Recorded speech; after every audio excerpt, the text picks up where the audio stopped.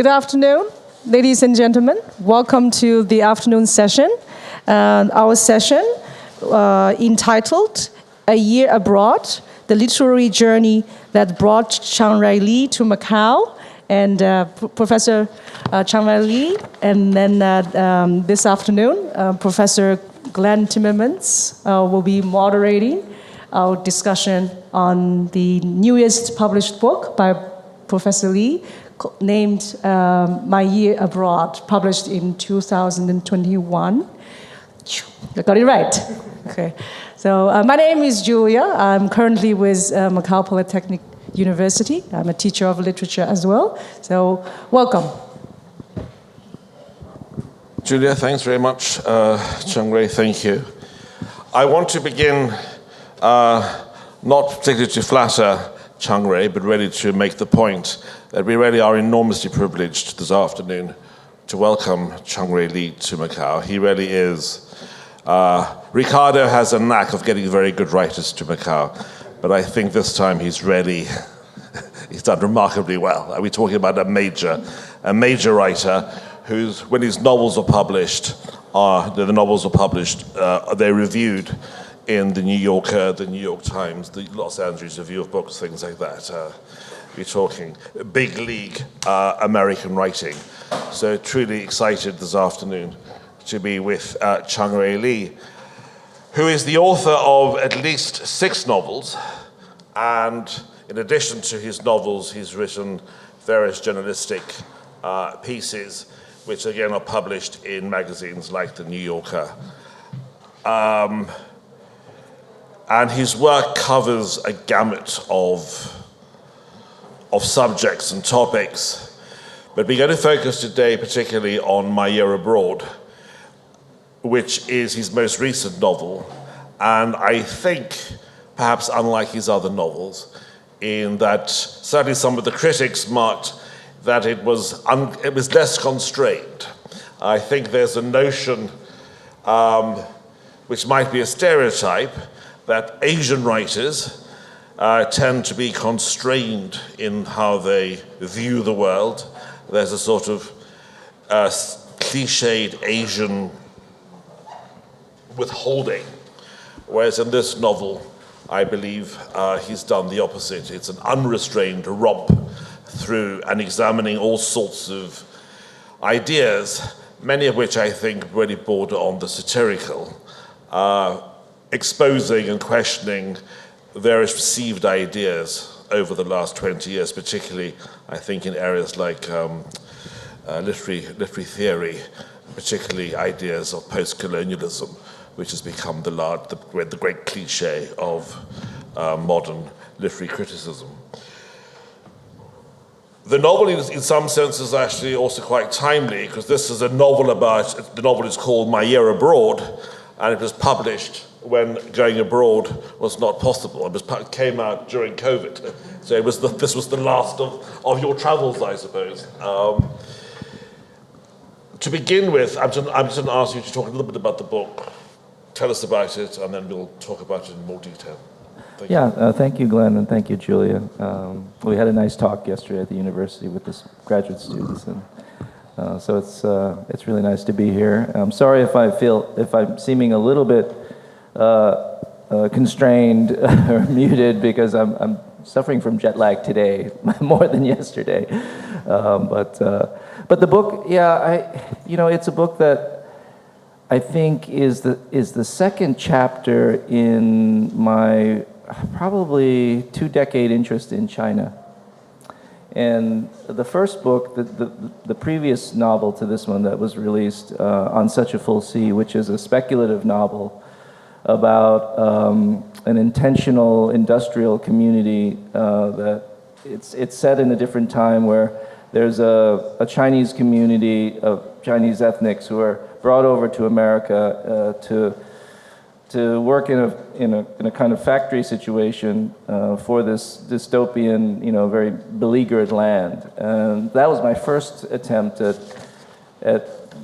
I suppose, addressing my China interest. And I'm Korean American myself, but I think just as an American, I've just been fascinated by, over the last 10, 15 years, almost 20 now, just about the rise of China. You know, its power, obviously its economic might, but also its influences in all our lives as global citizens. So that book was a book that was just that first book was a book that and where I explored, you know, just my interest in the economic might of China, and in that book also it looks to and thinks about the ways in which community is both a powerful, you know, kind of integral part of who someone is, but also somewhat of a limiting factor, a kind of, I guess, a community that can both empower, but also, you know, really control its citizens. And of course, that was in a dystopian context. But this novel is set mostly in America, but it travels to Asia. And the hero of the novel is a Chinese entrepreneur in America. And he's come upon, one of the heroes in the novel, but he's come upon by the narrator of the novel, who's a 20-year-old kid living in a suburban New Jersey town. They happen to live in the same town. This town is pretty much based upon Princeton, New Jersey, where I used to teach. I taught there for 14 years. And this kid, just in the course of, you know, just living in the town, meets this man named Pong. And he's just so taken with Pong. And Pong is someone who's based upon someone I knew in Princeton, he was an entrepreneurial type. He's not an entrepreneur in terms of a sort of a world-beating, you know, on that scale. He was based upon a fellow that I really got to know and really enjoy. A guy that, for me, reminded me about a kind of immigrant and enterprising spirit that I think we all had and our parents had on the first generation, but as a long-time immigrant and settled, established in my life, I guess getting to know this fellow whom I based Pong on was something of you know, a kind of a cultural romance for me. I just loved being with him. I loved hearing about all his projects. You know, in the town that we lived in, you know, he invested in a local tofu factory, and then he was going to. He had this wedding hall idea that he was in partnership with an Indian fellow in town to do big Indian weddings, and he was basically the kind of, I would say, sort of an unofficial mayor of town for anyone who wanted to know how to maybe make some money or make a little investment in some business. And I just loved hearing about all the things that he did, because you just wouldn't see that. And it also struck me that Pong, this fellow on whom Pong is based, was an immigrant that could only exist now. You know, when we first came to the country as a family, this is the late 60s. You know, of course, there was no internet. There was no way for people to exist beyond what they particularly knew in terms of language, culture, you know, finances. If you didn't have a safety net, if you didn't have a network of connections, you know, as most immigrants to any land, you're you know, constrained by just you know, the small private context of your experience. Pong, of course, and I'm just calling him Pong because I don't want to tell you his real name, but he was fearless both because of technology and our society, but I think also because of you know, just how he viewed himself in the world.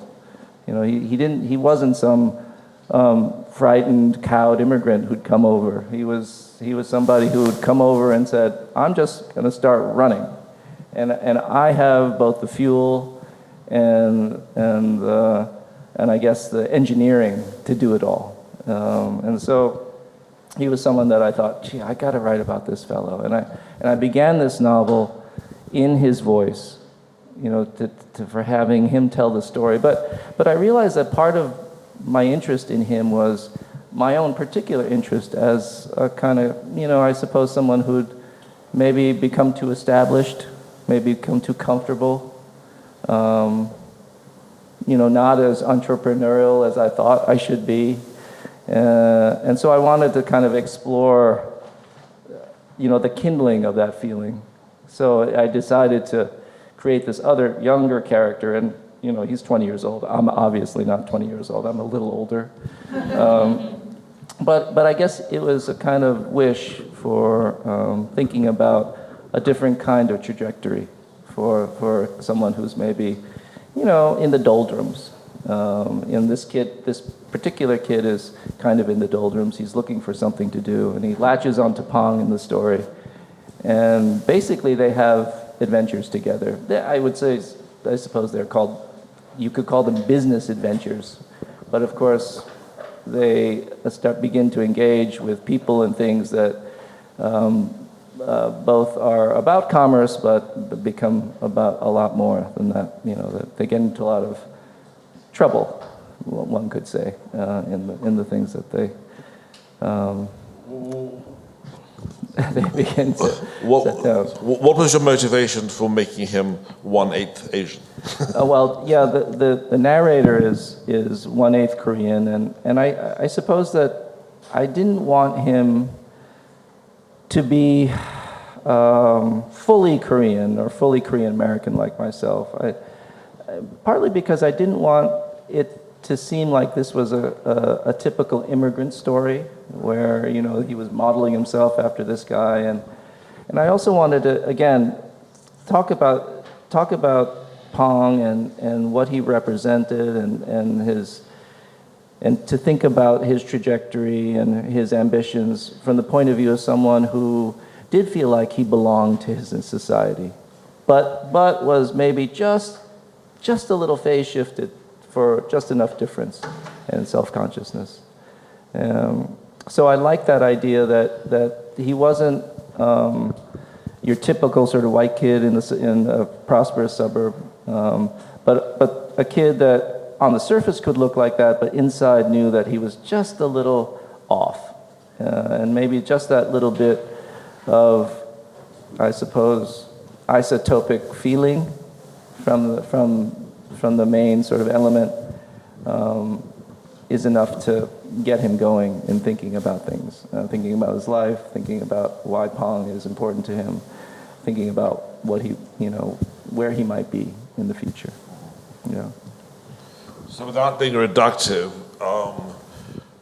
does Pong in some way, I presume Pong actually is based on somebody you know and admire, but I assume he also represents China, does he? Well, not being reductive, but, yeah. But he represents the new possibilities, the excitement, the rising China, He does in one sense, but another part of Pong is that he's very American.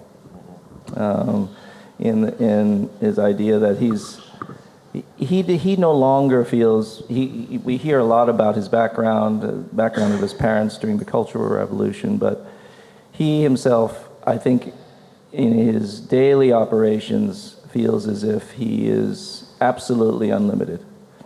But of course, that ends up to be a little bit of a fantasy because his past and catches up to him. But I don't know that he feels that he's only Chinese. I think he feels like he's a global citizen. And that's not necessary. And part of that is his Americanness, but not wholly. But without wanting to offend anyone, is there not an aspect of rising China which also is American? Yes, it is. What China wants is to be American. Well, we were talking about that a little bit yesterday, right? And it's capitalism. It's this insistence that there's always I suppose another possible and better chapter, which is really more a dream than anything else, right? And a story after the fact. We don't know if things are actually improving, but we keep telling ourselves that that's the case and describing it as such. And maybe that's an American thing. In the novel, you weave a great deal, I think, of humor. For instance, some of the names you give Pong's various business ventures remind me. I mean, famously, Salman Rushdie started life as a copywriter with Go to Work on an Egg. And you obviously have a knack for coming up with rather funny names for business. That I presume that's. I mean, some of it's meant humorously, lightheartedly, or I mean, I think this is maybe the name of the town. I don't write. I mean, I've never written comic novels, but I think this is probably the first one. I don't know. Maybe people would want it to be my last, but I mean, I think I tend to think that I have a good sense of humor. But my other novels, to be honest, the motivating, activating factor in a lot of those novels was quite dreadful, sort of, impulses about horrible stuff that happened in war, difficult circumstances, in immigrant life, and so those books were, often predicated upon, a lot of melancholy, to tell you the truth, and that's part of their urgency, to try to figure that out. This novel is absolutely not that way. It wants to be a little bit more bubbly. A little bit more, I would suppose, delightedly degenerate, and did your calling, what is probably Princeton stagno, offend any of your Princeton friends? Yeah, well, they don't live in Stagno. It refers to a different town that he lives in. There's a whole other part of this story that's the business adventure that he has with Pong is the backstory almost, and the forestory is that afterwards he's in a kind of witness protection situation with an older woman and her son, and so he's settled. So it's both a domestic drama in one sense, although kind of arch and weird, and then this kind of, I suppose, romp. In some ways, an adventure novel. Yeah, Julie. Yes, I would take upon the last two words, adventure novel, because without giving too much, I haven't finished all of it, but the humor side, I do like your choice of songs. May I say that? Well, but there's some songs that I know. Learning American culture, those are the songs that, you got into it. But that's not my question. My question is, when I was reading this novel, I had a feeling that it gives me Don Quixote and Sancho. I don't know whether it's true or not, but I had a feeling this two, I can picture them. I was thinking which one I make it more stubby, or the younger one or the older one. I had a feeling maybe the older one because Pong is a Pong ox. He's apparently an older person. Yes. He's supposed to give kind of a spiritual lead towards this 20 years something. Mm-hmm. But chances are they're always opposite. I have a feeling that you have that consciousness in you building these two characters, or just chance upon they are a pair, they're gonna, just rumpus adventure together. Yeah, no, that's absolutely true. I mean, I really did think about it that way. Okay. Yeah, and certainly Don Quixote, is one of my favorite books. But in this novel, it's sort of an adventure novel crossed with a coming of age, crossed with a midlife crisis novel. So those are the three parts. Although two kinds of novels in an adventure novel structure, and I like that structure because and maybe I'd started it in the previous novel, On Such a Full Sea, where we follow the heroine as she goes along, And I don't know if it's because of just a certain time of life, but I guess I'm drawn to that idea of just setting out in the world with whatever you have in your pocket, whatever you have in your soul or spirit, and trying to make something of yourself. Of course, you have to have the psyche of wanting to make something of yourself, and I guess that was part of what I was talking about before, about Pong being, inspirational to this kid who didn't think that he had anything that he really wanted to prove to himself, or didn't know yet what that was. And so his voice in this novel it's not a typical kind of 20-year-old, smart alecky kind of voice. It's a voice that has that a little bit, but as I think some readers have pointed out, it's a pretty mature voice too in some ways. I mean, he's much more mature up here than in his thinking than when he speaks in the novel, he's a 20-year-old kid, but when he's thinking, he's I don't know, I guess he's trying to access different registers of kind of experience and thinking about deeper things than he normally would.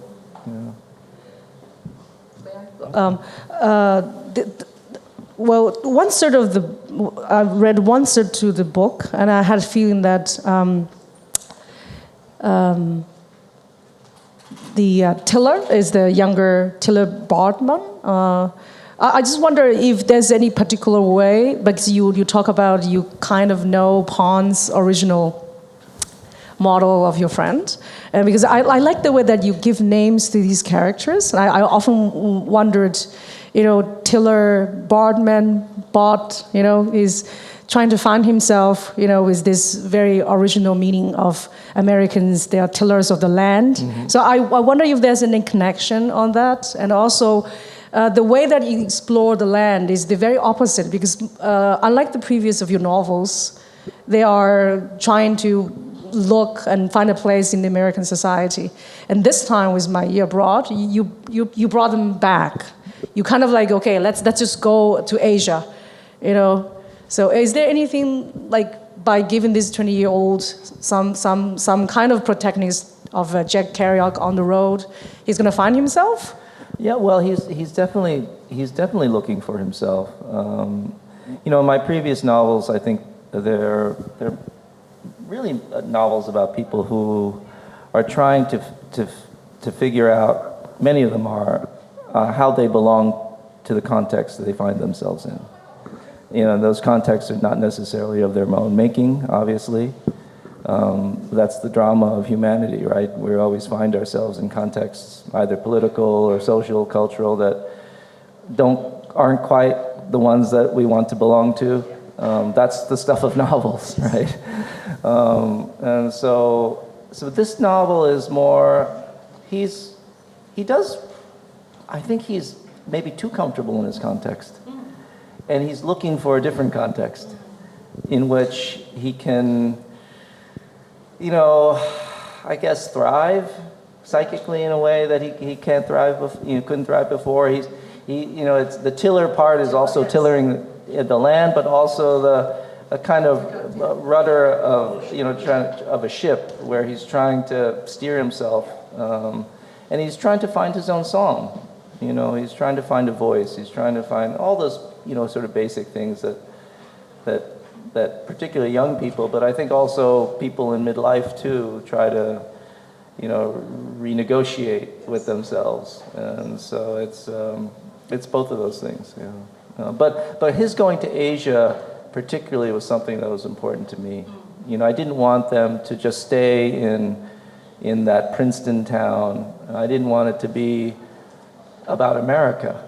I did want it to be about, I suppose, because Tiller has that part of him that's Asian, and he looks to Pong as a kind of mentor, but also a brother, kind of a cousin. He's all different kinds of proximal, I guess, relationship to him, and he's drawn to that. I mean, there's one scene where they're in a bathhouse with Pong and his friends, and and he looks at them and the way that they squat and wash their genitals and wash their hair, and I remember doing that in Korea, right, and thinking, gee, it does feel comfortable doing that, squatting that way. I don't have to stand in a shower. And it's just, little, grubby human stuff like that, those kinds of details, right, are the things that we remark on and that mark us and in an interesting way. And that, they're nothing, modest, how somebody washes, but it turns out maybe it's more profound than we think. Yeah. I mean, yesterday, Chang-Rae spoke at the university yesterday, and you made a very, I thought, moving point about washing when you spoke about your father. Yeah. So clearly you do these little details on personal hygiene matter to you. Yeah, they do.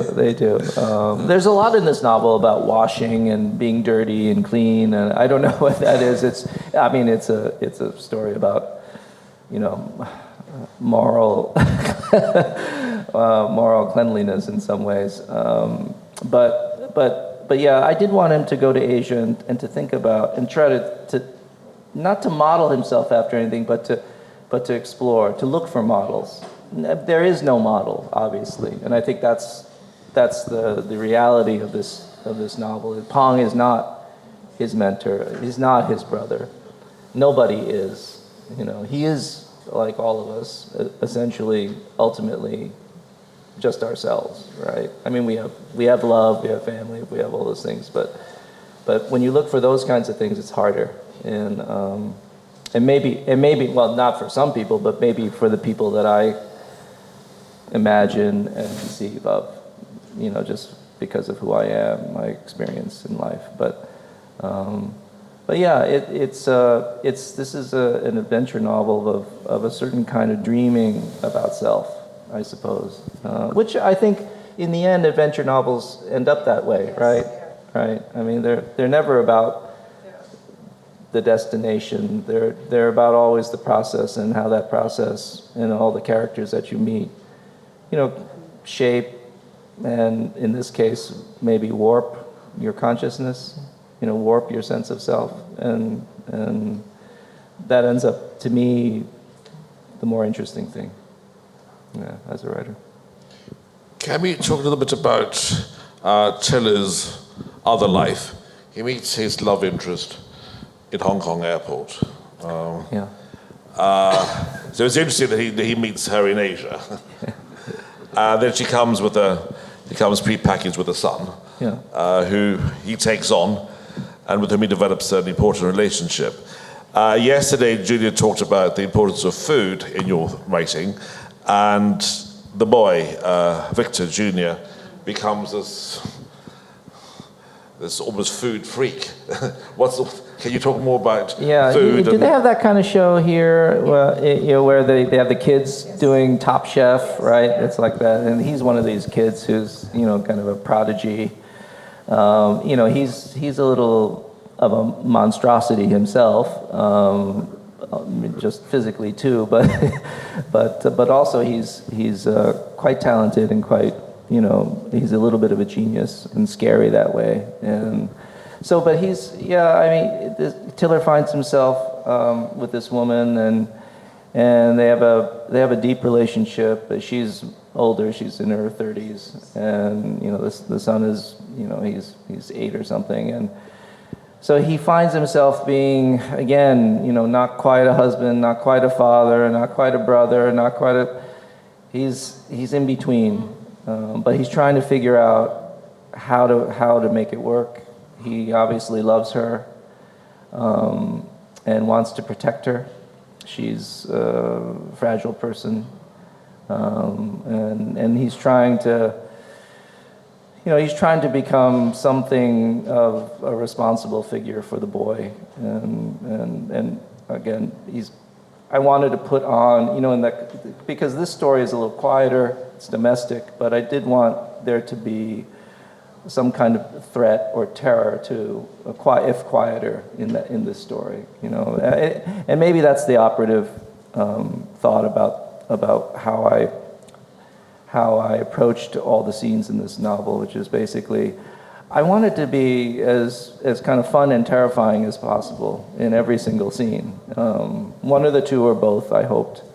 And, you know, and I hope not in just a silly way. You know, sometimes it gets silly. There's a whole scene about Tiller ends up, I'm not giving away anything. He ends up being kind of enslaved by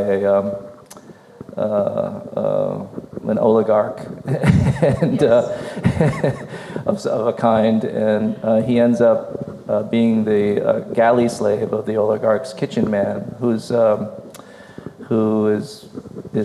trying to market his own brand of jarred curries, and so he makes Tiller basically work in a huge curry vat, pounding curry out, Thai curry, and so it's, you know, he can get a little crazy, but that was the point I wanted to get to. I mean, so back to food.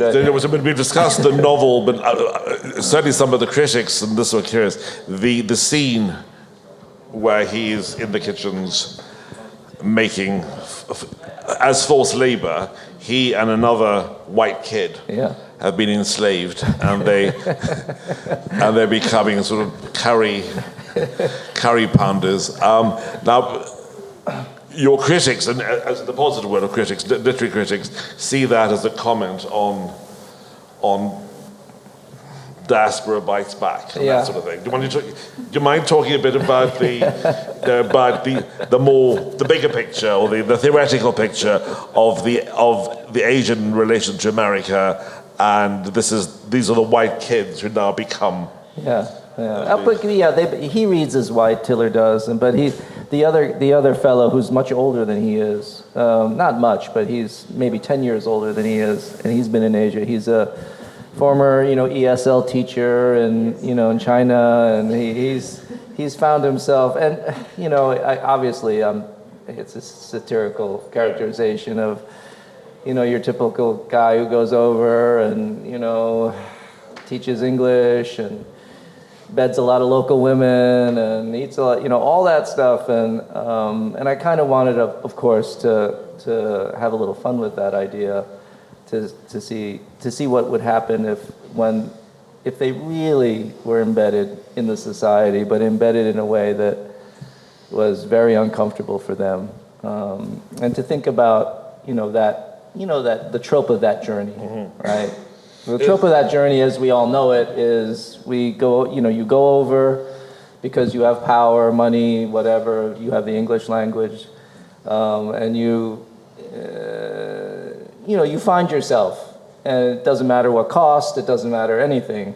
Of course, these two find different aspects of themselves through this journey, and don't quite, just barely come out of it, I think, in one piece. What's the Evelyn Waugh novel where the chap gets trapped in the jungle and he has to read to the tribe for the rest of his life? They enslave him, and he's forced to read. What's the Evelyn Waugh? It's a bit like that. Something River. But he goes adventuring, and then he meets this tribe, and he teaches them to read, and they become enraptured, and they capture him, and he has to spend the rest of his life reading to them. Well, in any case, I did want to turn about that story, and to see it, obviously to have fun with it, but also, to try to suggest the stakes are high. They're not, it's not academic, it's not just travel, right? Which brings us to the title of the talk, Macau. Yeah, Macau. So tell us about Macau. Well, why did they come to Macau? Oh, well, they get into some trouble in Macau. I'd been here once before, and just very briefly, and you just see, just as a tourist, it's just trouble, right? Gambling, you can see all the places where the girls are. It's all trouble, and so I thought it was a good place for them to get into a certain kind of easy trouble that would then lead to deeper troubles, more psychic troubles. Yeah. Does so Macau's was any of you interested in Macau as this liminal space between Asia and the West, where Macau itself can never quite decide what it wants to be, and it's trying to be two things at the same time? Well, what I liked about Macau, and what I think everyone likes about it, is that the world comes to Macau. It has over the centuries, and still does now, and so they meet a lot of different folks here in Macau, which for me as a novelist is always, you're always looking for spaces where you can get lots of possibility, especially when characters are trying to interact with one another. So that was one of the reasons, for sure. Yeah. May I take upon that? Because I think I do like before you talk about the character is in between, and also Glenn mentioned the liminal place of Macau.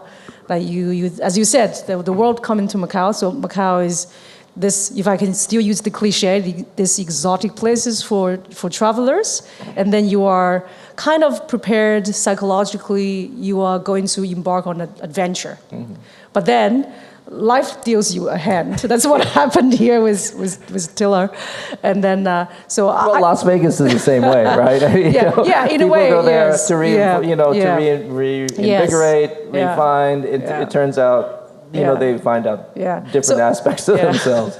So, may I tempt you to not give in too much for the ending? Can you maybe elaborate a little bit on, because I don't know where Tiller is going. I had a feeling that something is going to happen, because this book, for me, at this length, it's really philosophical in a way that you asking the question, why do I exist? Because you made him selling this kind of tea, which I'm not going to put a stamp on it. Okay, there's like, in a way, the jamu, yes. Yeah, but not exactly, right? Because I'm not so sure about what exactly Tiller is doing, but he's like, seems to be really dedicated doing it. So I had a feeling that, is that maybe a little bit of something that nowadays young people, this kind of a state of mind, or Tiller has his limitations as people in between. He wanted to protect Val and Victor Jr., and then he wanted to do something with his own life. But is he going anywhere at the end? I mean, maybe not giving out too much. Well, I think this jamu, this Indonesian health tonic that they're trying to market and to make into a big time product. It's a drink, and it's a notion that is about ultimately for that very wealthy man who ends up enslaving him. It's about trying to find some kind of key to everlasting. If not everlasting life, then it's a notion of something everlasting, of something being wholly protected and vigorous and alive forever, maybe. And I think that's where he's headed. At least that's where the hope is. But I think they all know that it's a scheme. It's just Tiller is the last to know it, and it's not because they're trying to fool him. I think he's naive, and I think he's earnest, and that's one of the things that I wanted to try to do with him is I wanted him to be an earnest character. Not the typical kind of narrator who's smarter than everyone else and who tells the story,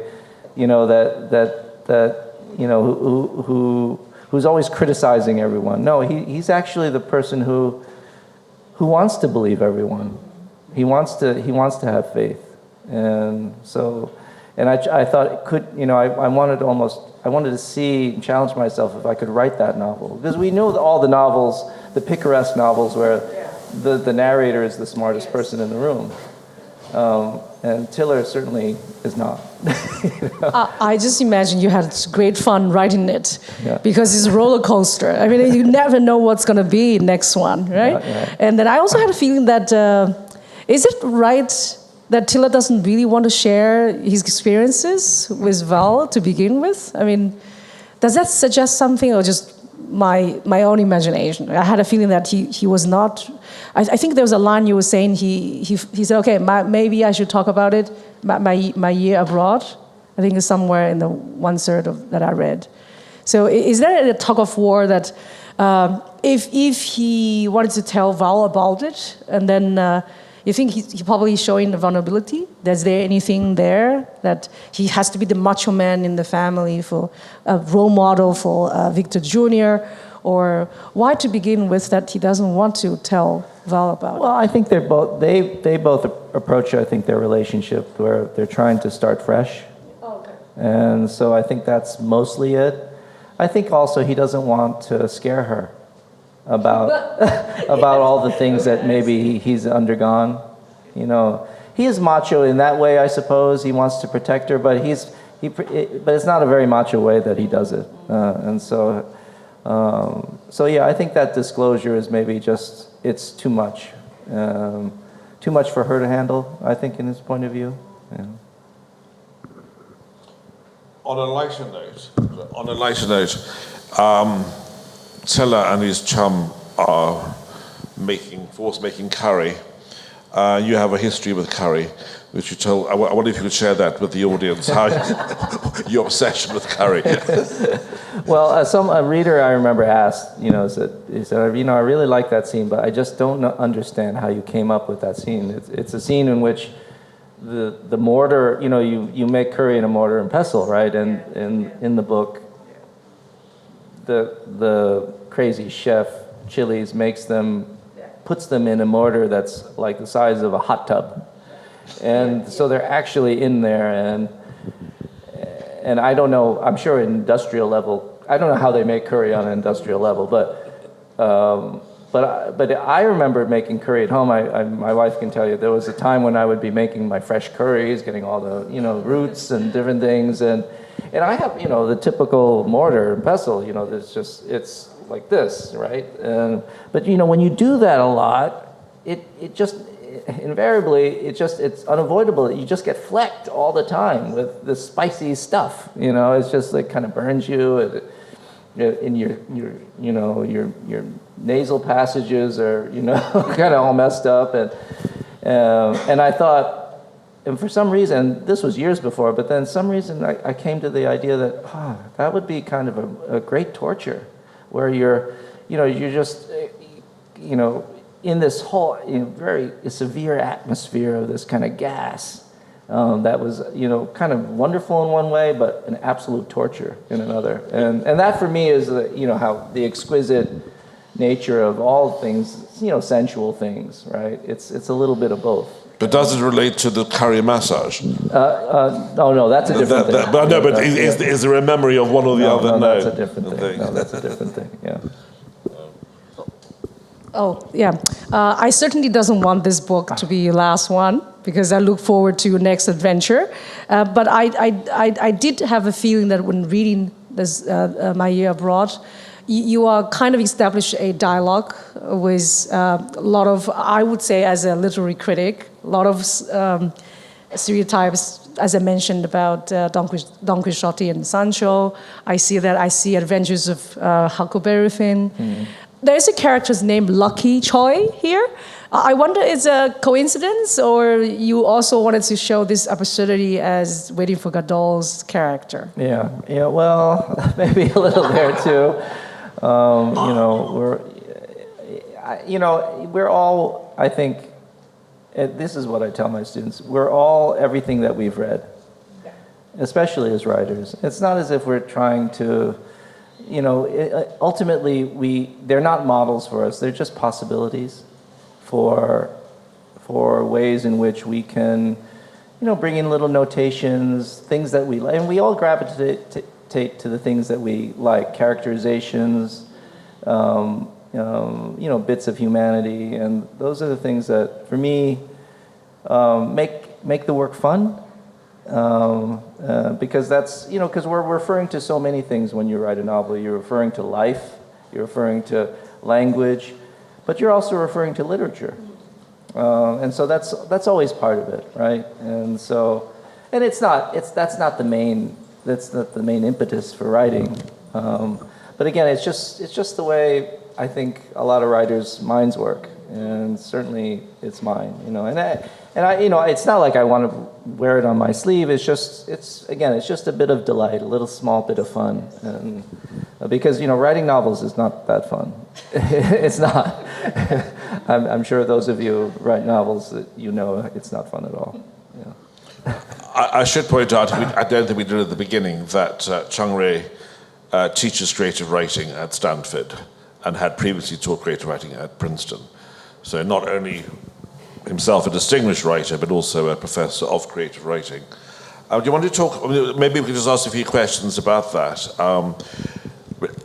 When you teach your students, I don't know how you teach your students, but how do you end up not, I presume writing is a very private process, you don't want to share your ideas.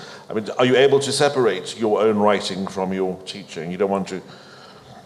Well, I think sometimes it must be tempting. Other times no, you want to. It's a real. I think that's a real danger for a lot of people who teach writing workshops. But as I said yesterday, you know, I try to.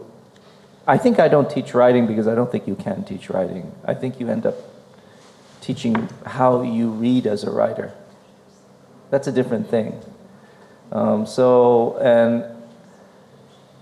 I mean, because, you know, everyone's material, you know, that personal material, everyone's relationship with language, everyone's relationship with, you know, all the kinds of things that go into, you know, ultimately all the things that are boiled down into that one sentence that you write, those come from so many different things that it'd be crazy to try to say, no, you should, you know, this is how one should do things. And so again, in the classes in my workshops, we basically read very closely, say, stories that that I give them, or novels, and just basically talk about what we see is happening there.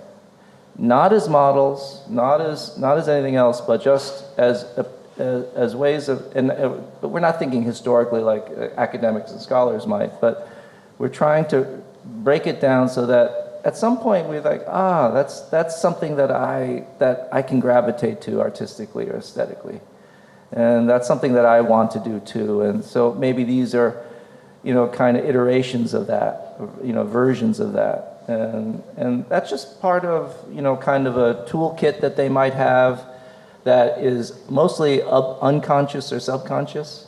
And I try to do that. In the end, I try, you know, I think I said yesterday, I try not to think about writing when I write. But as a teacher of creative writing, do you sometimes have to be the killer of dreams and say, look, you're crap, you're never going to make it as a writer? I don't say that. I mean, because ultimately, I'm not the judge. I'm not the best judge. I think I know when I see someone fantastic. You know, I mean, and I will say to them, if they're interested, I never will say, even to the most talented student, yo, you should do this for a living. I mean, that's hazardous advice, you know. But I will say to someone, if they ask me, you know, do you think I can write? And if they can, I say, sure, I think you can write. That's it. But I've had plenty of students who in my mind were pretty good, who ended up writing novels. And were they great novels? No, but they ended up publishing. So I don't feel like I should ever discourage anybody, because everyone will find, as I think I taught with Joyce Carol Oates for many years. Obviously, she's famously someone who writes, you know, she's writing while she's having a conversation with you. She's writing a novel. But she said, you know, not everyone's is supposed to be a grand literary writer. Some people want to write other things. And, you know, they can write mysteries, they can write, you know, thrillers, they can write romances, and do very, very well. And if that's what they enjoy. So I try not to discourage anybody. I really don't. But I'm much more careful about encouraging people. Right. Yeah. I think it's just... That's more dangerous. Yeah, that's more dangerous.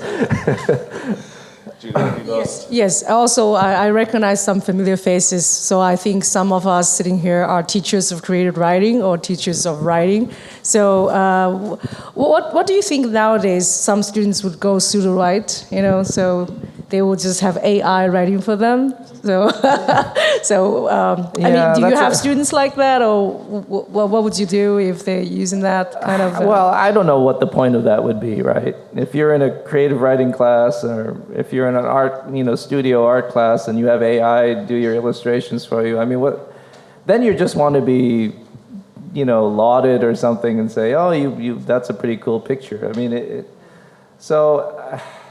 I don't feel like I need to police that. If they fool me and say, oh, this is mine, it's good, I don't think that could happen, but if it does, it's not my problem. Why would you want to do that? It's crazy. It's crazy. I could see maybe using AI to, write a paper for some book that you didn't read, that you didn't care about, and that's a problem, right? You want them to think, but for creative material, why would you do that? Right, and if they did, that's their problem. It's not mine. So that's my feeling. That's my feeling. Yeah.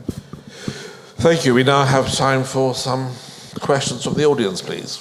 Comments, thoughts, questions, please. Don't be shy.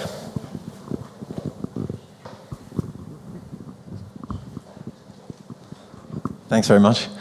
I wanted to ask, since you published your first novel, it's been a while, yeah. And I was curious to know whether you've seen any particular changes in that time in your readership, in the market, in the role that the editor or the agent plays for you, or in general. Well, for me, I've had the same agent all this time. And so she's still my agent, and I've had different editors only because one went to start her own company, and I was still contracted with Penguin, and so my students sometimes ask me about the marketplace and the business and the industry, and I have trouble because I really don't have that much experience with what's going on. So I really can't speak to that. I mean, I can speak to, I think, and I spoke yesterday, to what younger literary writers are writing these days, because as we have a postgraduate program called the Stegner Fellowship at Stanford, where really, really fine writers who are on the cusp of a really important publication, big-time publication, or maybe have just published a book, come to us and for 2 years and work on a new project. So we see the best of that kind of cohort, and we get 800 to 1,000 applications for 5 spots, and so it's really hard to pick those 5 people. But we get to see a lot of the material that comes over the transom, and I must say that I'm quite excited about that material, even if it's not the best material. People are writing in all sorts of modalities. There's a lot of more speculative stuff that's still very literary. There's different forms of magical realism. So it's not just the typical well-made kind of fiction, domestic, or that kind of very familiar New Yorker fiction that people always complained about. I don't think that really exists anymore, because I think the younger people today, and I guess I'm talking about those from the ages 25 to 39 now, I suppose, they have a lot more, they just have a lot more material that is coursing through them, from all sides. So I think that's quite exciting, and so I think that's what I would comment about what's changed. The marketplace, though, I have no idea about those things, and I'm probably woefully behind, and probably will be surprised about, what happens next. But the death of the novel is no longer a worry, is it? I don't think so. I think people love reading novels. They certainly love writing them. There's so many novels these days. I think somebody's trying to get in here, and there's a bit of a disruption. I'm not sure you have a very drunk fan or something, No, but they're trying to stop it coming in. So. Sorry, there's a bit of minor distraction. The man being forcibly restrained. Any follow-up? Anyone else, please? We have time for questions.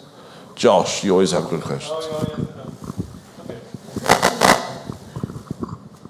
So I'm interested in how you would teach maybe like undergraduate students writing, creative writing, because I might have to teach that next year. So we want to get some ideas. Well, I do teach undergraduates now too, and as I said, we just read very carefully. And obviously, when we do the workshop part where we're critiquing work, and it's always usually with undergraduate work, and it's always arranged. I always like to say it's like a forest fire. There are lots of fires all around, and maybe you have not unlimited water. You have like 4 buckets that you want, 4 buckets to place in certain places to have them think about particular, really important things. Say about how to have a character embody themselves through either action, speech, or gesture that will, make that character memorable. So it's just like basic things, right? And rather than just say, 10 pages of internal narration as in a diary. So I think those issues for undergraduates are readily kind of obvious, most of the time. It's so those are issues that I think you can just say, hey, and this is what I do is like, here's a section. I'll find a little section from a short story that I think does it well. Say, here's an opening in which a character's sort of framing the story for us, but not in a boring way. It's alive. It's it's palpable. It's visual. All these things, plus it's giving us information. But it's never just me saying those things. It's always giving an example, because an example is its own thing, right? And then I always add, this is also something that could never be implemented again in a different story. This only belongs to this story, right? And that's the thing about what I think they have to begin to understand is that, there are certain sort of notions, I suppose, we could talk about say, characters needing to be a certain way, but it's ultimately useless because each story is its own micro-universe and its own ecology, special ecology. And so that has a certain kind of language, a certain kind of, a certain sense of itself, right? And that's why we love reading. Every single writer, every single story, every single attempt by them, it's a distinctive universe. And so it's hard to talk about concepts across. I mean, it's easy to talk about, but it's ultimately not very useful, in my view. So that's why I always give them examples, so they can just read it for themselves. And so that's why I keep talking about close reading. We just read and read and read. And I don't give my students a lot to read, because I want them to basically memorize what I give them, and to really, really feel the fabric of that story, for its rhetorical angle, for the way it's pacing, for the way it moves through time, I really want them to be able to think about all those things all at once, rather than just give me the bullet points about, this is what this novel's about. I don't care what it's about. That's not what we care about in a writing class, right? We care about the ways in which it has come together and coalesced into this integrated, aesthetic moment, and so that's why I talk about doing that kind of close reading. Yeah. Have you ever tried writing in a different genre? Have you ever tried turning one of your novels into a screenplay or something like that? And Well, that must be a very big challenge. Well, last year I did work on an Apple TV series based on the novel Pachinko. Yeah, and so the first season of Pachinko came out last year, and I didn't work on that, but the producer and the showrunner asked me to help them write season 2. And I think they asked because we were kind of veering away from the plot of the book, and so they wanted more, writers who could generate new ideas about what would happen. And so I worked on that last year. It was fun, and I hadn't written any teleplays before, but I think I was able to do it fine. I tell you, writing a teleplay is a lot easier than writing a novel, because a heck of a lot, and it's fun in a different way, right? So I may do that again, just because it's fun and different, totally different work. Yeah. But when writing a novel, you've never written the novel with the film in mind. You haven't seen the coming to a cinema near you. No. We have a few more minutes for questions. Ricardo.